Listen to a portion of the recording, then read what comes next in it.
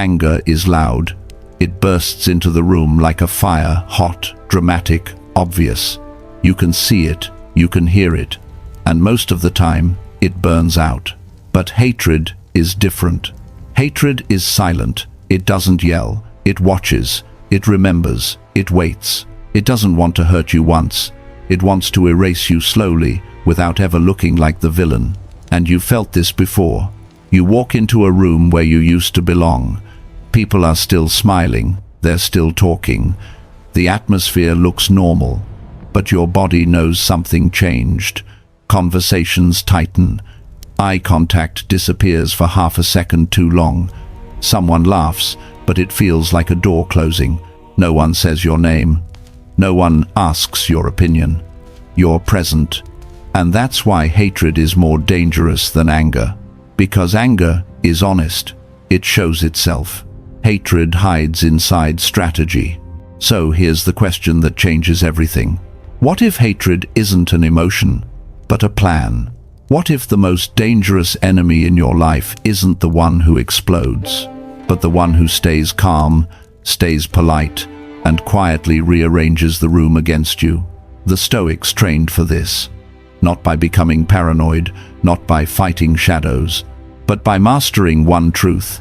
You don't control what other people do. You control your response. You control your boundaries. You control what you allow to live inside your mind. Marcus Aurelius wrote that your mind should become a fortress.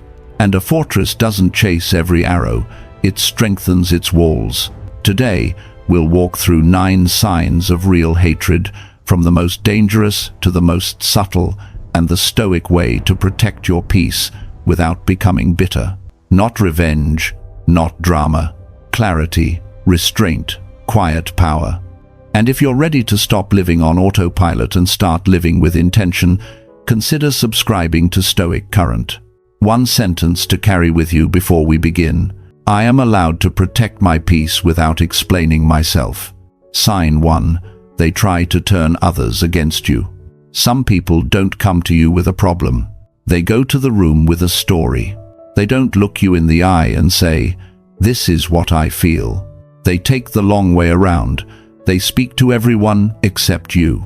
Not because they want clarity, because clarity would require courage. They want something else. Influence.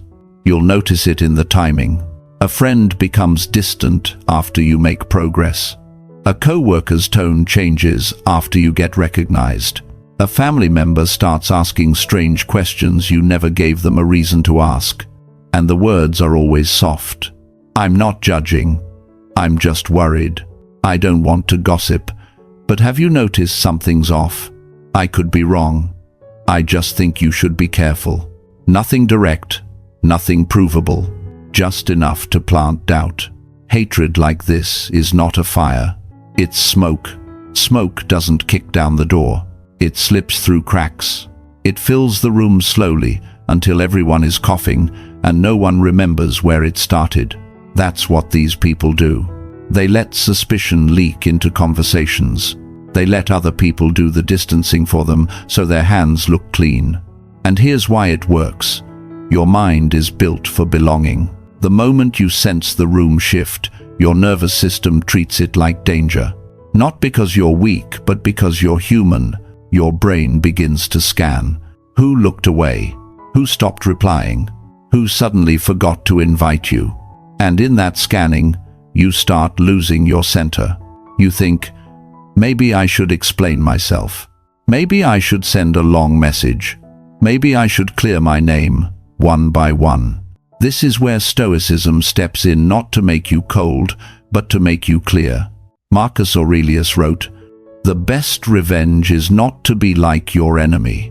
In other words, don't become a manipulator to defeat a manipulator. Don't trade your integrity for control, because the moment you start managing rumors, you're living on their battlefield. Epictetus gives you the sharper blade. If it is not true, do not say it. People who try to turn others against you violate that rule constantly. They don't value truth. They value momentum. Modern psychology has a name for this: social contagion. Emotions and beliefs spread through groups like a virus, especially fear and suspicion. One person introduces a vague doubt. Another repeats it with a different tone. A third adds a detail they never verified. And soon, people who were neutral begin to feel uneasy without knowing why. Then it becomes an unspoken coalition. Shared looks, inside jokes you're not part of, meetings that happen without you, support that disappears when your name is mentioned. And if you react in panic, the coalition tightens, because nothing bonds people faster than a shared enemy. That's the cruel trick. They want you to defend yourself loudly so the story feels true. So, what is the Stoic way? Not silence as fear, silence as strategy, not avoidance, discernment. Here is a practice you can do in 1 to 3 minutes, anytime you feel the room shifting. I call it the 3 filters protocol. Filter 1. Is there real evidence? Not vibes, not I feel like. Evidence means facts. If there is no evidence, you don't build a mental courtroom in your head. You return to the only thing you control, your conduct. Filter 2. Does the messenger have a history of drama? Watch patterns, not personalities. If every month there's a new target, a new scandal, a new concern, then you are not facing a truth teller. You are facing someone who feeds on disorder. And disorder is contagious unless you refuse to catch it. Filter 3. What protects my integrity today? Not my comfort, not my image, my integrity. Sometimes the answer is one calm sentence. I'm not discussing rumors. If someone has a concern, they can speak to me directly. Then you stop. No extra paragraphs. Sometimes the answer is distance. Less access, fewer updates, fewer openings for misinterpretation. Sometimes the answer is consistency. Show up, do your work, keep your promises, treat people fairly, because in the long run, consistency is louder than campaign. You will not be able to control what every person believes. Stoicism doesn't promise you that power. It gives you a better power, the ability to stay clean inside while the world is noisy outside. There's a sentence you can repeat when you feel the urge to chase the narrative. Truth doesn't need a campaign, it needs consistency, because truth stands on its own feet. Lies need crowds to hold them up. And yes, this can hurt. It can hurt to realize that people you respected were easily swayed. But here's the Stoic reframing. If someone can be turned against you by a whisper, they were never anchored to you by character. They were anchored to comfort. A stable mind waits for evidence. A disciplined mind asks direct questions. A shallow mind follows tone. So, let the shallow do what it does. Your job is not to win every room. Your job is to remain someone you can respect. When someone tries to turn others against you, don't panic. Don't chase rumors like they are emergencies. Stay patient, stay consistent, stay upright. Let time do what it always does. It exposes patterns. And hold this affirmation where your nervous system can hear it. I don't chase rumors, I live clean. Sign 2. They smile while harming you. There is a kind of harm that doesn't raise its voice. It doesn't slam doors or send angry messages. It arrives smiling. You've felt this before. You're in a meeting, a gathering, or even a casual conversation. They praise you in front of others.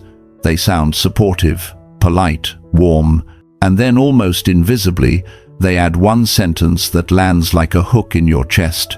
You're doing great. I didn't expect that from you. That project turned out well. Hopefully it's sustainable. You've changed a lot. I guess that's good. Nothing here is openly hostile. If you point it out, you sound dramatic. If you question it, you look insecure. And yet, when you walk away, you feel smaller. Your energy is lower. Your confidence is slightly cracked. This is not an accident. Hatred doesn't always come as attack. Sometimes it comes dressed as approval. Think of a smile as camouflage.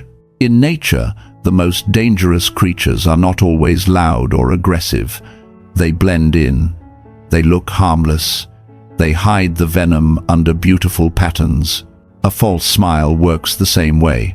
It's perfume sprayed over poison. The Stoics understood this long before modern psychology gave it a name. Marcus Aurelius warned himself not to be distracted by appearances, because character is revealed through patterns, not moments. A Stoic doesn't expose people emotionally. A Stoic observes.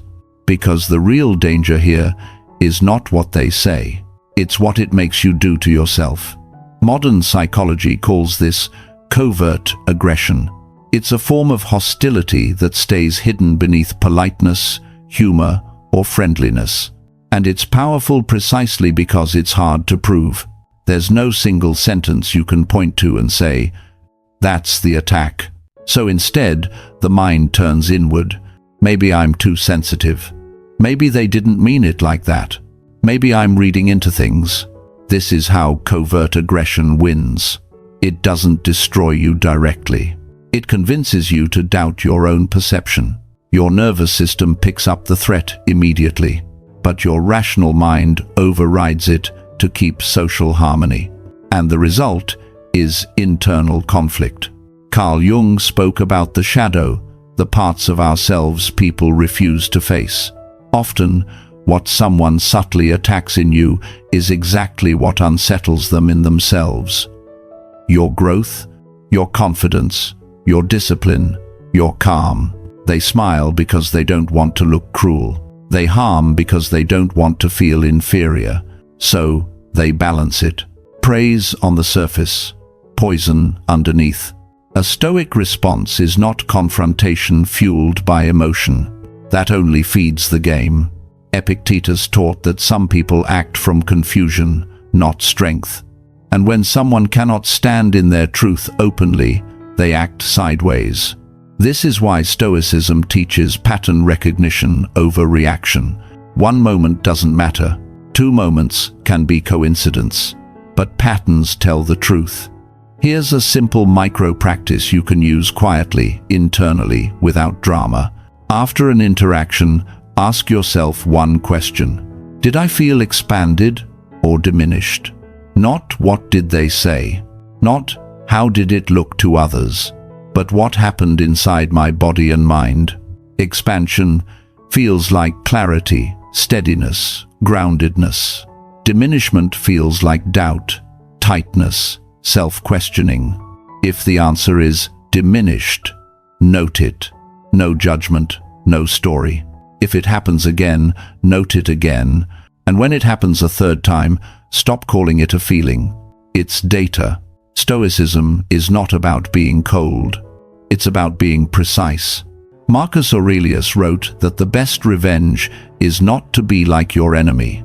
In this case, that means refusing to mirror their subtle cruelty or sink into paranoia. You don't need to expose them. You don't need to explain yourself. You don't need to win the room. You simply adjust your distance. You become courteous, but not open. Calm, but not intimate. Kind, but no longer available for psychological games. This is not bitterness. This is boundaries.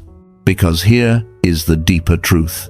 People who smile while harming you are revealing something important. They cannot face you honestly. They cannot compete openly.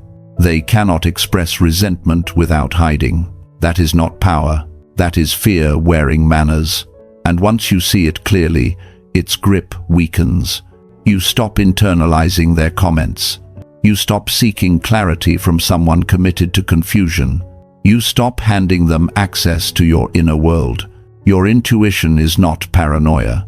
It is pattern recognition refined by awareness. Let this sentence sit with you. Your intuition is not here to accuse, it is here to inform. And if you need an affirmation to carry forward, make it this: I trust patterns, not performances. Because performances can be rehearsed, patterns cannot. And when you learn to read patterns calmly, without emotional charge, no smile, no matter how polished, can disarm you again. Sign 3. They gossip behind your back. Not all harm comes with confrontation. Some of it arrives disguised as concern. You've heard the tone before. I don't mean to say anything bad about them. I'm only telling you this because I care. I probably shouldn't say this, but you deserve to know. What follows is never care. It's corrosion. Gossip rarely sounds like hatred. It sounds reasonable, soft, almost responsible. And that's what makes it dangerous. When someone gossips behind your back, they're not trying to understand you. They're trying to control how others see you. They don't attack your face. They attack your image. Think of gossip like rust. It doesn't snap the structure in half. It slowly eats away at the joints. At first, nothing looks broken. People still smile. Conversations still happen. But something subtle has changed. Trust thins. Doubt creeps in. Your name carries a different weight when you're not in the room. That's how gossip works. It doesn't destroy truth immediately. It weakens it quietly until people forget what was solid in the first place. The Stoics understood this well. Marcus Aurelius reminded himself that reputation lives mostly outside our control.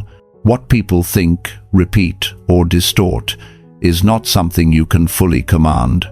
And here is the painful truth. If you try to manage every rumor, you will lose your peace long before you save your name.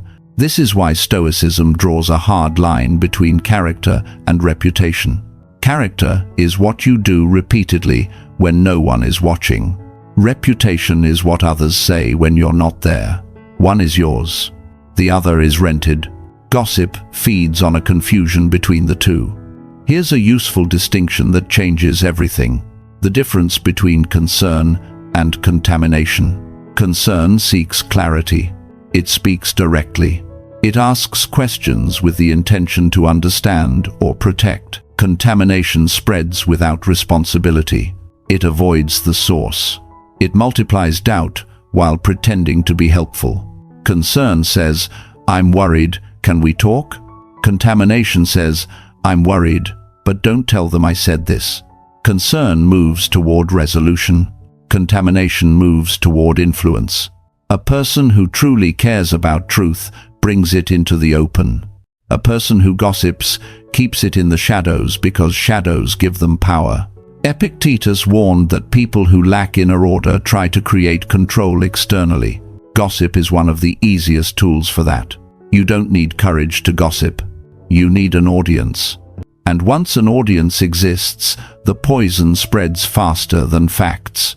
What makes gossip especially destabilizing is that it triggers a deep human fear. The fear of being misjudged without the chance to respond. Your mind starts racing. What are they saying? Who believes it? Do I need to explain myself? This is the trap. Because the moment you start chasing whispers, you've entered a maze with no exit. Every explanation creates a new version of the story. Every defense keeps the rumor alive. The Stoic response is not denial. It is refusal. Refusal to participate. Refusal to amplify. Refusal to let someone else's mouth dictate your inner weather. Marcus Aurelius wrote that if something is not right, do not do it. If it is not true, do not say it. Notice how gossip violates both principles at once. So instead of fighting gossip with counter-gossip, a Stoic draws a boundary. Here is a simple one-sentence boundary that cuts the loop cleanly. I don't discuss people who aren't in the room. That's it. No anger, no explanation, no follow-up. This sentence does three powerful things at once. First, it removes you as an audience. Second, it exposes the behavior without accusing. Third, it protects your integrity. And integrity is the one thing gossip cannot touch. Because here's what most people don't realize. Gossip survives only when it keeps moving. When it hits silence, it starves. People who spread rumors are not seeking truth. They're seeking reaction, alignment, validation. When you don't provide it, the story loses momentum, and slowly the attention shifts back to the source. Over time, patterns reveal themselves. People notice that drama follows the same voices, that stories change shape depending on who's listening, that certain individuals are always concerned about someone new. Truth doesn't need urgency. Lies do. Seneca warned that a good character is built quietly and tested publicly.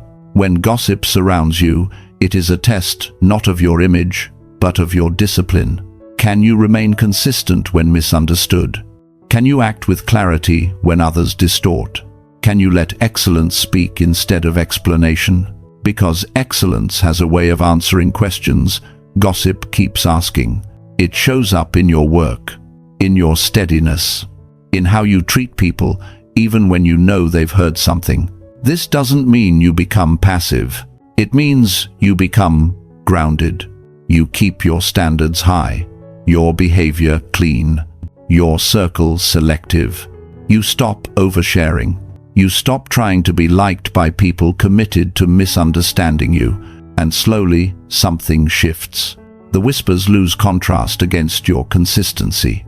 The stories sound thinner next to your actions. And the truth, unforced, unadvertised, reasserts itself. Not dramatically, not immediately, but reliably. Gossip is loud only when it echoes. When it meets silence, it collapses inward. So remember this. You don't defeat gossip by arguing with it. You outgrow it by living in a way it cannot explain. Let this line anchor you. Let excellence answer what gossip asks.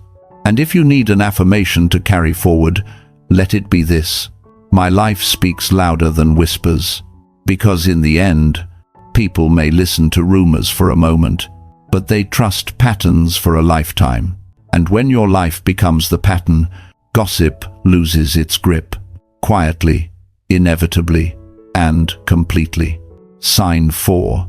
They pretend you don't exist. There is a kind of hatred that doesn't argue. It doesn't insult. It doesn't even acknowledge you. It erases. You walk into the room, and conversations continue as if you're not there. Someone passes by you without eye contact. Your contribution is skipped over, your effort forgotten, your name left out when credit is given.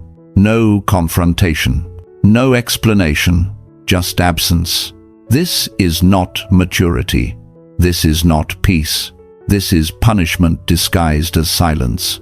The silent treatment is one of the coldest expressions of resentment because it attacks something deeply human, our need to be seen. Think of it like erasing ink from a page. The paper remains, but the name disappears. And when your name disappears often enough, you begin to wonder if your presence ever mattered. The Stoics warned about this trap. Epictetus taught that suffering begins when we hand our sense of worth to people who refuse to carry it responsibly. And no one is less responsible with your worth than someone committed to ignoring you. Here's what makes this behavior especially dangerous. It triggers social pain. Modern neuroscience shows that social rejection activates the same neural pathways as physical pain. Your brain doesn't register silence as neutral. It registers it as threat. So your nervous system reacts. You replay interactions. You search for what you did wrong. You feel the urge to reach out, explain, apologize, fix. This is exactly what the silence is designed to provoke. People who pretend you don't exist often want one thing: control. They want you to chase their attention. They want you to shrink. They want proof that their absence has power over your inner world. And the moment you beg for recognition, they win. Stoicism offers a different path. A Stoic does not ask for acknowledgement from someone who has already decided to withhold it, not out of pride, but out of self-respect. Marcus Aurelius reminded himself that you don't lose anything real when someone refuses to see you. You lose only illusions. Because here is the quiet truth. People who are at peace don't need to erase others. They can coexist without dominance. They can disagree without deletion. Only someone who feels threatened by your presence needs to pretend it isn't there. So when someone ignores you deliberately, observe it clearly. Are they silent with everyone, or only with you? If it's selective, it's not neutrality. It's avoidance mixed with resentment. And avoidance is not strength. It's fear wearing discipline. The danger is not their silence. The danger is what it tempts you to do. It tempts you to abandon yourself, to over-explain, to overgive, to lower your standards just to feel included again. This is why Stoicism emphasizes self-sufficiency, not isolation, not coldness, but the ability to stand steady even when external validation disappears. Here is a simple practice you can use the next time silence tries to pull you off center. It's called the inner anchor. Take 60 seconds. Inhale slowly through your nose for 4 counts. Hold briefly. Exhale through your mouth for 6. As you breathe, repeat one sentence internally. I exist without permission, not loudly, not defiantly, calmly. This is not an affirmation for others. It's a reminder for your nervous system. You don't need to be acknowledged to be real. You don't need eye contact to be valid. You don't need applause to exist. Your existence is not a negotiation. When you stop chasing recognition, something powerful happens. The silence loses its leverage, because indifference only works when you beg. Seneca warned that we suffer more often in imagination than in reality. When someone ignores you, the suffering doesn't come from the silence itself. It comes from the story you attach to it. They don't see me, therefore I am nothing. They ignore me, therefore I am unworthy. These stories are optional. A Stoic replaces them with facts. Fact 1. Someone chose silence. Fact 2. That choice says more about their inner state than your value. Fact 3. You still control your conduct, your dignity, and your direction. And that is enough. This doesn't mean you pretend it doesn't hurt. It means you refuse to let pain rewrite your identity. You continue to show up composed. You do your work cleanly. You stop over-investing where respect is absent. Quietly, without drama, you redirect your energy. People notice. Not immediately, but eventually. Because when someone ignores you and you remain centered, the dynamic flips. They expected you to react. They expected pursuit. They expected collapse. Instead, they see composure. And composure is unsettling to those who rely on silence as a weapon. Marcus Aurelius wrote that the best way to avenge yourself is not to become like the wrongdoer. In this case, that means not turning bitter, not erasing others in return, not hardening your heart. You don't mirror their emptiness. You transcend it. Remember this: silence can erase names on paper. It cannot erase substance. So, let this line ground you. Indifference is their weapon only if you beg. And if you need an affirmation to carry forward, let it be this: my worth is not negotiated. Because the moment you stop asking to be seen, you start seeing yourself clearly. And that clarity, quiet, firm, unshakable, is something no silence can ever take away. Sign 5. They talk to everyone except you. There's a kind of hostility that doesn't look like hostility at first. It looks like normal conversation. You're in a room, and they greet everyone. They laugh with your friends. They make eye contact with everyone else. But when it comes to you, nothing. Not an accidental miss. Not a moment of distraction. A deliberate skip. And the longer it goes on, the clearer it becomes. This is not silence. This is exclusion. It's the social version of being cut out of the frame. You speak, and it's as if your voice never landed. You offer an idea, and it floats into the air, unclaimed. Then someone repeats the same point, and suddenly they nod, smile, engage. It's subtle, but it's sharp.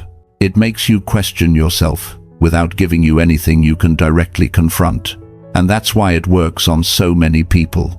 Because your mind starts doing what it always does when something feels unfair. It tries to fix it. You begin to think, maybe I said something wrong. Maybe I'm imagining it. Maybe I should try harder to be included. But pause here. This pattern isn't about communication. It's about status. This is a status game. They're not just ignoring you. They're testing whether you'll react.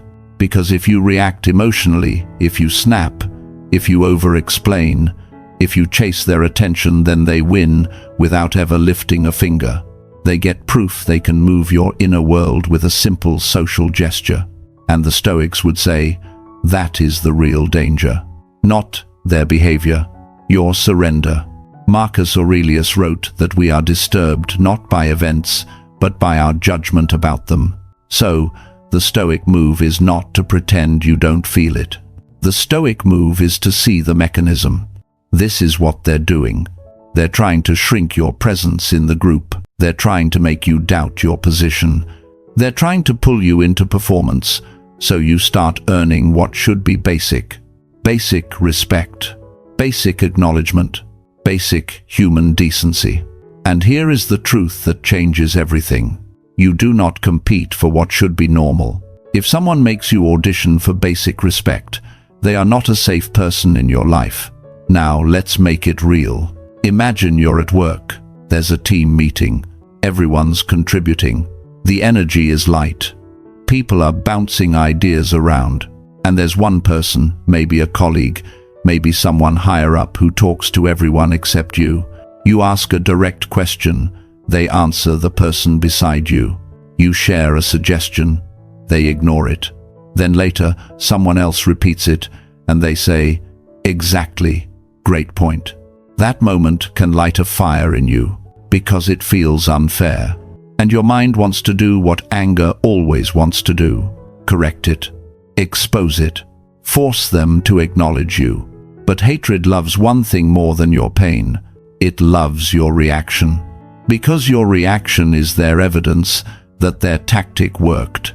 Stoicism teaches you to hold your inner status, not the status they assign you. The status you choose through self-respect. Your worth is not decided by who greets you. Your value is not determined by who includes you. Your character is shown by what you do when you're excluded. So what do? You don't shrink. You don't beg. You don't become loud just to be noticed. You get calm. You get clear. You get strategic.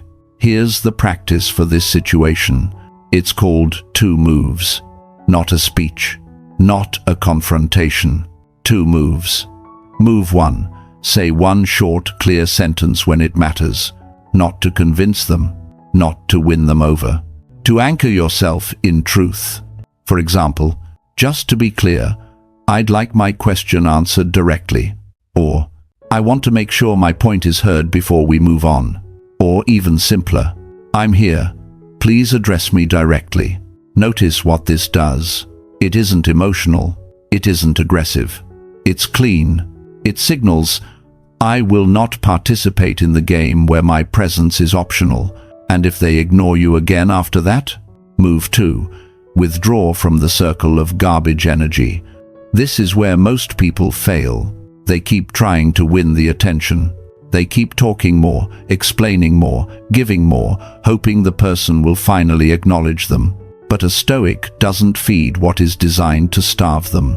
A Stoic redirects attention to what is real. So you withdraw, not physically, necessarily, but emotionally. You stop investing in the person who refuses basic decency. You keep speaking when it matters. You keep doing quality work. You keep your tone steady, but you stop chasing. You stop performing. You stop negotiating your dignity. Because the fastest way to lose power in a status game is to show you need their approval to feel whole. And yes, this may cost you the illusion of belonging, but it protects the reality of your self-respect. Now let's go deeper. Why does this behavior hurt so much? Because humans are tribal. Your nervous system reads exclusion as danger. Not logically, biologically. Your body reacts before your wisdom arrives. That's why your heart speeds up. That's why your mind replays it later.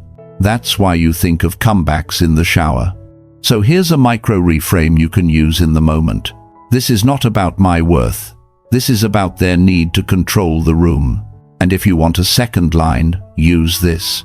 I don't chase people who make respect feel expensive, because respect is not supposed to be expensive. It's supposed to be normal. And someone who tries to make it rare is revealing something about their character. They are not peaceful. They are performative. They are not confident. They are threatened. They want you to believe their attention is a prize. But Stoicism reminds you, the prize is your peace. The prize is your self-command. Epictetus taught that no one is free who is not master of himself.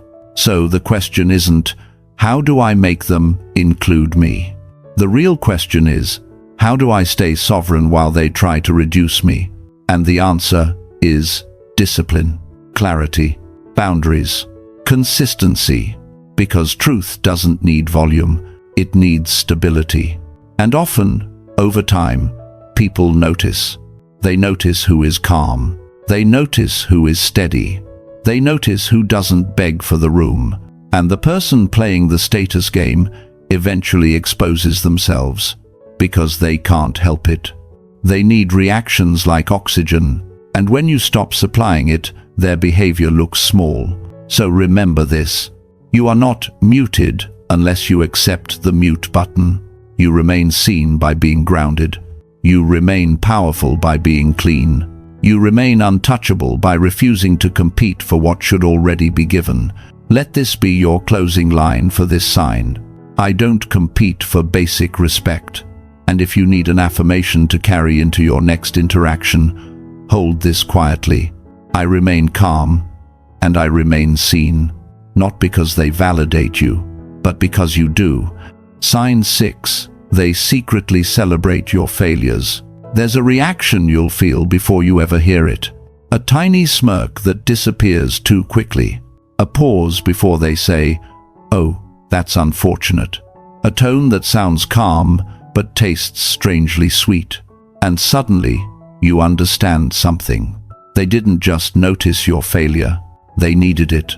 These are the people who are absent when you're rising, but strangely present when you fall. When things go wrong for you, they appear out of nowhere. Not to help, not to support, but to witness.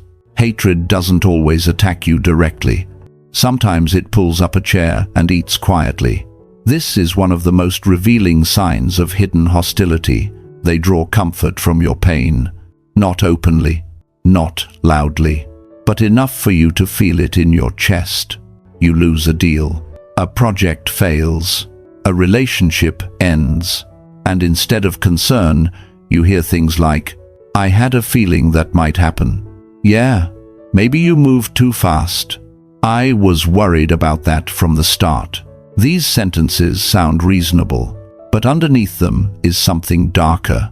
Relief, because your fall just made their inner world feel safer. This is where Stoicism cuts through the fog. Marcus Aurelius warned that people driven by resentment cannot enjoy their own lives. They must borrow satisfaction from the suffering of others. And psychologically, this behavior has a name. It's called downward comparison. When someone feels behind, insecure, or stagnant, they cope by comparing themselves to someone doing worse. Your failure becomes their temporary medicine, not because they truly want you to suffer, but because your suffering quiets their sense of inadequacy. When you're doing well, they feel exposed. When you stumble, they feel balanced again. That's why this sign hurts so much, because it often comes from people who once stood close to you. Friends, colleagues, even family. People who know your effort. People who know what this cost you, and still, they smile. Not because they are evil, but because they are empty. Seneca wrote that anger is a short madness, but hatred is a long illness of the soul. This kind of reaction is not strength, It's decay. Now here's where most people make a mistake. They see this behavior and think, I'll prove them wrong. I'll shove my success in their face next time. I'll make them regret enjoying this moment. But Stoicism doesn't teach revenge. It teaches exposure through composure, because nothing humiliates bitterness more than resilience. When you rise again, without rage, without bitterness, without explanation, you deprive them of the only thing they wanted, your collapse. Hatred feeds on reaction, on drama, on emotional leakage. So, the Stoic response is quiet. You don't announce your comeback. You don't narrate your pain. You don't invite them into your recovery. You rebuild in silence. And while they're still replaying your failure like a victory, you're already past it. Here's something important to understand. When someone secretly celebrates your failure, they are telling you exactly who they are. They have lost the ability to admire growth. They have lost the ability to feel joy for others. They have replaced aspiration with comparison. And that is a terrible place to live, because a person who needs others to fail has already failed internally. Now let's ground this with a practice. It's called the failure firewall, because failure will happen. That's not optional in life. What is optional is letting it burn your future. So when something goes wrong, before you explain it to anyone, before you defend yourself, before you scroll or spiral, do this. Write 3 short lines. Line 1. The lesson. What did this teach me clearly, without emotion? Line 2. The next step. What is the most intelligent move forward? Line 3. 1. Immediate action. Something small, concrete, done today. This does 2 things. First, it turns pain into direction. Second, it seals your inner world. You stop leaking energy outward. You stop giving spectators a show.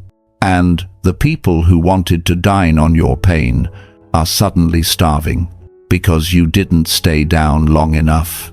Now here's a hard truth many people avoid. If someone only shows up when you fail, they were never truly with you when you succeeded. They were waiting for the moment they could feel taller, without growing. And you don't punish these people. You outgrow them. You let time expose them. Because someone who celebrates your fall will eventually reveal themselves to others too. They'll do it again and again.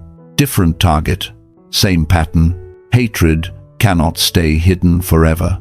Stoicism teaches patience for this reason. Truth doesn't need urgency.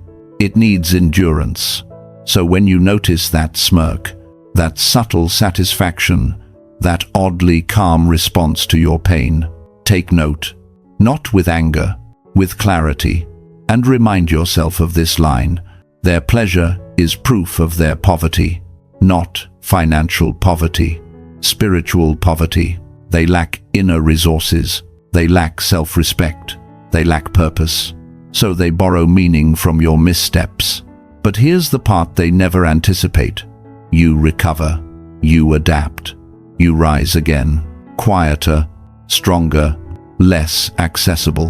And every time you do, their celebration turns into frustration, because resilience exposes bitterness without saying a word. So don't rush to explain yourself. Don't chase sympathy. Don't seek validation from the wrong crowd. Let your discipline speak. Let your calm rebuild what broke.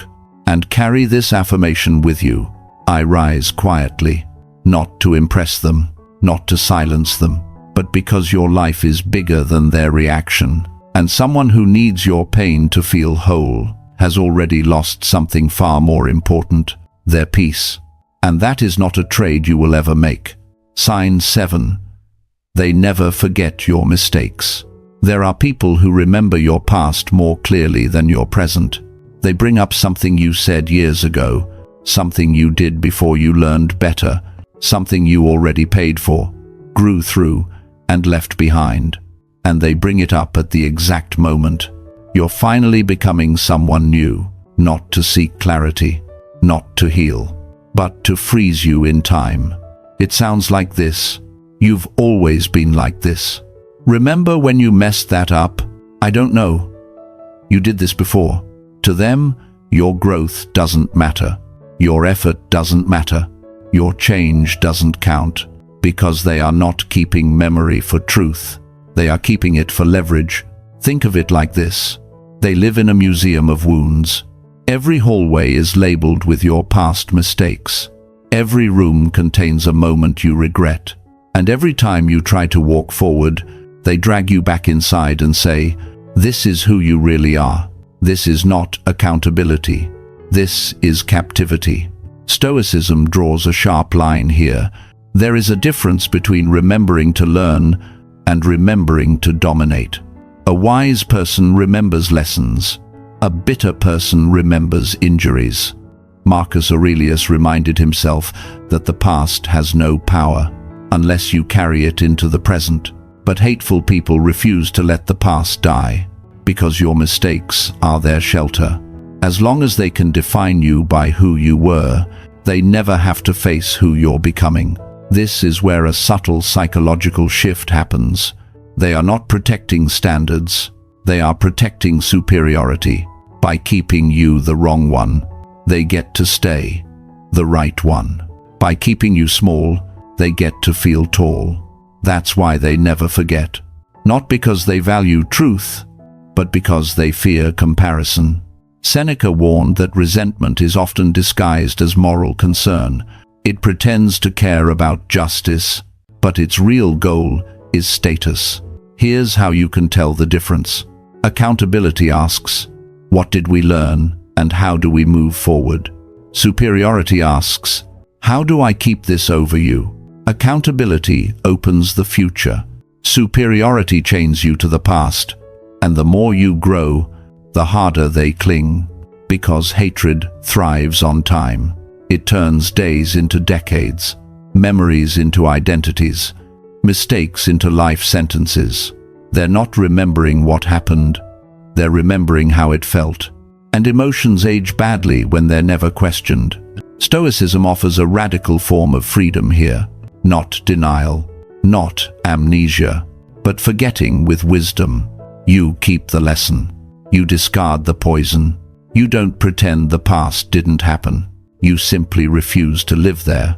Epictetus taught that freedom begins the moment you stop letting others define your character.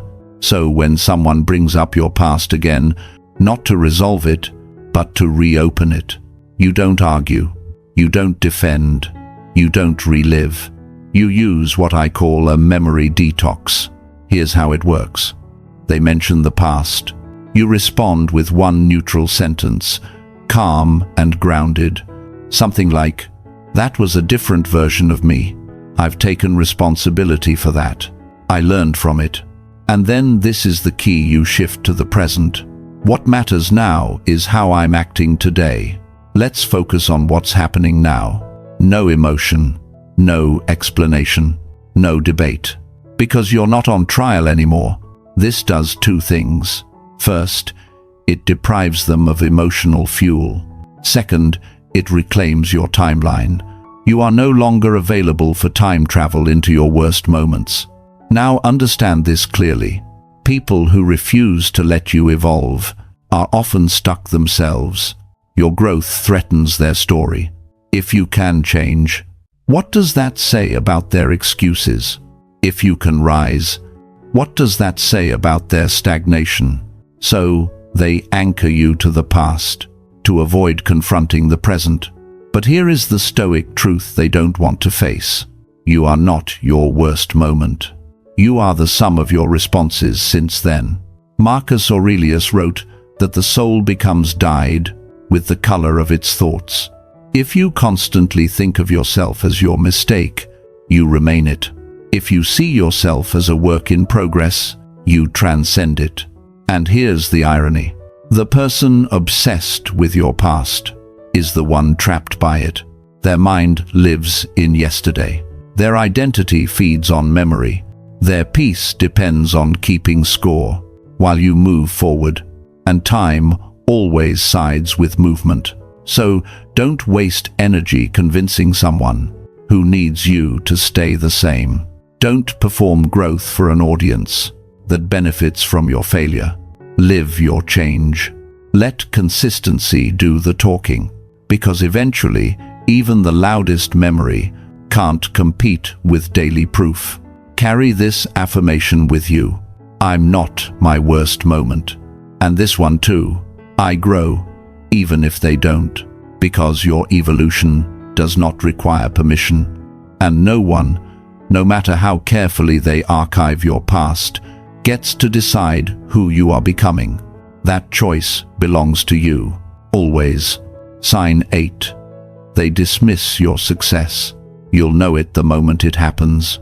You accomplish something that cost you time, sleep, discipline, loneliness, risk. And instead of hearing, I'm proud of you, you hear this, must be nice. You just got lucky. Anybody could have done that. It's not that big of a deal. They don't attack you directly. They attack the meaning of what you achieved, because they can't put out your fire, so they try to convince everyone it was never a real flame. This is one of the cleanest signs that you're not dealing with simple irritation. You're dealing with resentment that has matured into something colder. Notice the pattern. When you were struggling, they were comfortable. When you were building quietly, they were indifferent. But the moment your growth becomes visible, their tone changes. Not loud, not dramatic, just diminishing. And the Stoics would tell you to pay attention to this, not because you need to hate them back, but because you need to protect your mind. Because dismissal is not always about your achievement. It's about what your achievement forces them to see. Here's the deeper truth. Success is a mirror. When you succeed, you become a reflection of what is possible.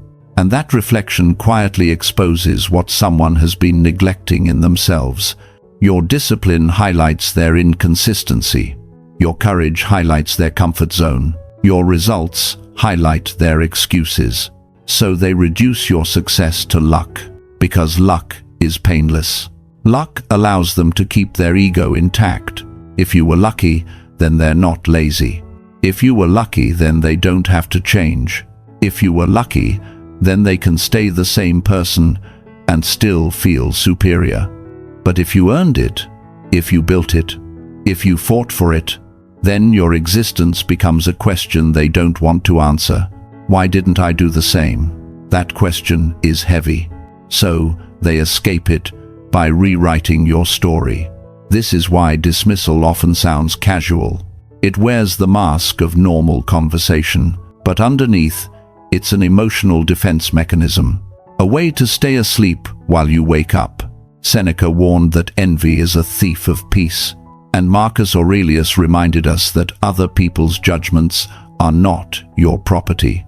You don't own their praise. You don't own their approval.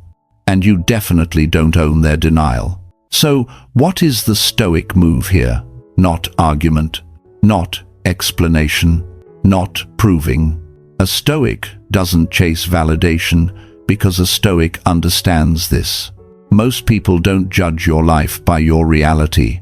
They judge your life through their insecurity. That's why Marcus wrote something like, "The opinion of thousands means nothing if they don't know the truth." And the truth is simple. They weren't there when you woke up early. They weren't there when you kept going with no applause. They weren't there when you failed and tried again. So why would their opinion be the final judge of your achievement? If someone dismisses your success, do not rush to convince them, because denial is not a misunderstanding. It's a decision. And you cannot argue someone out of a decision they made to protect their ego. Here's what this looks like in real life. You tell someone you finally got in shape, and they say, "You probably just have good genetics. You build a business." And they say, "Everyone's doing that." You earn a promotion, and they say, "You must have connections." You find love after a long season of loneliness, and they say, "It's just timing." Notice what they're doing. They are removing your agency. They are stripping away your effort. They are trying to make your growth feel accidental. Because if your growth is accidental, then their lack of growth feels harmless. But you don't need to correct them. You need to stay clean inside. Because the real danger is not their words. The danger is what their words tempt you to do. Over-explain, defend, perform, beg for recognition. And that's the trap. The moment you start defending your success, you hand them control over your emotional state. You start living on their scoreboard. Stoicism teaches the opposite. Build your own scoreboard, not publicly, privately, because your real progress happens in the dark anyway. This is where I want to give you a practice. I call it the private scoreboard. It's simple, and it's powerful. Every day, just once, write down one small win that only you would notice. Not a win that impresses people. A win that proves you are becoming stronger. It could be, I didn't check my phone for the first hour of the morning. I finished the workout even when I didn't feel like it. I stayed calm in a conversation where the old me would have reacted. I said no without explaining. I worked for 40 minutes with full focus. One win, daily. Why does this matter? Because when your success is documented internally, you stop needing external confirmation. You start living from evidence, not from applause. And then, when someone dismisses you, it doesn't penetrate as deeply, because you've already seen the receipts. Your nervous system knows the truth. Your journal knows the truth. Your habits know the truth. And this is the core Stoic advantage. You don't need the crowd to certify your character. Now, there's another layer. Sometimes people dismiss your success not because they hate you, but because they fear being left behind. They don't know how to relate to the newer version of you. Your growth changes the social order, and some people would rather shrink you than update themselves. So you stay humble, not because you're uncertain, but because humility is strength under control. You keep moving. You keep building. You let results speak quietly. Because the most elegant form of power is this: you don't argue with denial. You outlast it. Over time, people will see what's real. Because real work leaves real traces. It changes your posture, your patience, your choices, your standards. And the person who dismisses your success today will still feel it tomorrow. That's why they dismiss it in the first place. Because if it meant nothing, they wouldn't need to comment at all. So when you hear, "You just got lucky," don't get bitter. Smile internally, because you know something they don't. Luck might open a door, but discipline keeps it open. And discipline is something no one can fake for long. Hold on to these lines. Let them anchor you when people try to shrink your progress. Truth doesn't need approval. It needs consistency. And here are your affirmations. I don't argue with denial. My work is real. Sign 9. They imitate you out of spite. This one confuses a lot of people, because at first, it doesn't feel like hatred at all. It feels flattering. Someone starts dressing like you, talking like you, using your phrases, your ideas, your tone. They post similar content. They adopt your beliefs. They mirror your moves. And people say, imitation is the sincerest form of flattery. Sometimes that's true, but sometimes imitation isn't admiration. Sometimes it's hostility wearing a borrowed face. Here's how you can tell the difference. When imitation comes from respect, there's acknowledgement, there's learning, there's gratitude. When imitation comes from spite, there is silence, erasure, and competition. They copy you, but never credit you. They adopt your work, but act as if they invented it. And, in the strangest twist of all, they may even accuse you of copying them. That's not coincidence. That's psychological warfare. It's their attempt to rewrite reality so they don't have to face a painful truth. You did it first, and you did it authentically. So instead of growing themselves, they try to replace you. Imagine this. You spend years refining a craft, your voice, your style, your way of thinking. You struggle, you fail quietly, you evolve. Then someone who has been watching from the shadows suddenly appears with something that looks uncannily similar. Same aesthetics, same language, same structure, but without the depth, without the struggle, without the soul. And when people notice the resemblance, this person doesn't say, "I was inspired." They say, "I don't know why they're copying me." That's not confusion, that's spite. It's the ego's last defense against feeling inferior. The Stoics understood this dynamic deeply. Epictetus warned that some people prefer appearance over substance. They want the result of virtue, not the discipline that builds it.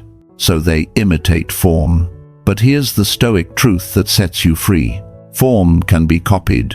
Essence cannot. Anyone can mimic surface-level behavior. Anyone can replicate aesthetics. Anyone can repeat words. But no one can copy how you think, how you see, how you connect ideas, how you respond under pressure, how you hold yourself when no one is watching. That's essence. And essence is earned. This is why imitation driven by hatred never lasts. Because it's exhausting to pretend. The imitator is not building from truth. They are reacting. Every move they make depends on you. What you post, what you say, what you change. They are chasing a moving target. And that's a losing game. Seneca wrote that no one becomes great by imitation, because imitation has a ceiling. Eventually, the mask cracks, depth reveals itself, and people can feel the difference, even if they can't explain it. Now, here's the danger for you. When someone imitates you out of spite, it can trigger anger. You may want to expose them, confront them, prove they're fake. But Stoicism teaches restraint, not weakness, because reacting emotionally pulls you into their frame. It turns your growth into a rivalry, and rivalry feeds the very thing they want, your attention. A Stoic does not fight the counterfeit. A Stoic evolves beyond it. You don't need to defend your originality. Time does that for you. While they are busy copying yesterday's version of you, you're already becoming tomorrow's. This is where you win, not by comparison, but by depth. So, here's the reframe. If someone imitates you out of spite, it's proof of impact. You've become influential enough to provoke replication. You've disrupted their internal hierarchy. They are not trying to be better than you. They are trying to be you without becoming you. And that's impossible, because your journey is not downloadable. Your scars are not transferable. Your discipline cannot be pirated. Now let's ground this with practice. I call this the authenticity upgrade. Once a week, choose one thing to deepen that no one can copy easily. Not aesthetics, not slogans, depth. It could be a skill that requires real practice, an insight you earned through reflection and experience, a craft you refine patiently, your emotional regulation, your listening ability, your consistency when motivation disappears. Ask yourself this question: what part of me is growing that no one can steal? Then invest there. Because while imitation competes on surface, authenticity compounds in silence. Over time, the gap widens. The imitator stays stuck, recreating snapshots. You become a living system, adapting, learning, refining, and eventually something interesting happens. They stop copying, not because they respect you, but because they can't keep up. Because pretending is heavier than becoming. This is also why you should never fear being copied. Fear stagnation, not imitation. As long as you are growing inwardly, no one can replace you. They can mimic your moves, but they can't mimic your momentum. So if someone copies your work, your voice, your style, and does it with bitterness rather than respect, don't shrink. Don't hide. Don't harden. Stand taller, not loudly, quietly, because originality is not something you announce. It's something people feel over time. And here's the final Stoic lesson of this sign. When you stay grounded in truth, counterfeits expose themselves. They overdo it. They lack nuance. They repeat without understanding, while you keep evolving naturally. So let them imitate. Let them perform. You don't fear imitation. You outgrow it. Hold these lines close. Let them settle into you. I don't fear imitation. I outgrow it. I stay original. Because in the end, only what is real endures. Calm is your fortress. You've just walked through 9 signs of real hatred. And if you step back for a moment, you'll see the pattern. Hatred rarely starts with a punch. It starts with positioning. It tries to reorganize the room around you without your consent. First, it works socially. It turns people against you. It whispers. It isolates. It erases your name from conversations, then watches to see if you beg to be included. Then it works psychologically. It smiles while harming you. It confuses your intuition. It makes you second-guess your own perception. And finally, it goes after your confidence. It celebrates your falls. It archives your mistakes. It dismisses your wins. It imitates your work, hoping to make your identity feel replaceable. Different methods, same goal. To pull you out of your center. Because hatred doesn't just want to hurt you once. It wants your attention, your energy, your reaction. And this is the Stoic advantage. You don't own what other people do. You own what you give your mind to. You own your response, your boundaries, your standards, your inner posture. Marcus Aurelius wrote that the best revenge is not to become like the wrongdoer. Not because you're passive, because you're disciplined. Because when you become bitter, hatred wins twice. First, it poisons your environment. Then it poisons your character. So, the Stoic move is not to fight hatred with hatred. It's to starve it. Remember this. Hatred lives on reaction. It dies in stillness. When you stop feeding it, explanations, arguments, emotional speeches, you stop being controllable. When you stop chasing rumors, you stop being movable. When you stop begging for respect, you stop being buyable. Calm is not weakness. Calm is your fortress. And inside that fortress, you keep doing what hateful people cannot do. You keep your life clean. You keep your mind clear. You keep your heart intact. Because your peace is not naivety, it's mastery. So here's the final lock-in. Say it slowly. Mean it. I keep my heart clean, my mind clear, and my peace protected. If that line hit you, type it in the comments exactly as it is. Not for me, for you. Because repetition trains identity. And if you want more videos like this about boundaries, overthinking, and emotional mastery, make sure to like and subscribe to Stoic Current. Your next step is simple. Protect your peace like a warrior protects his armor, and keep building a mind that hatred can't touch.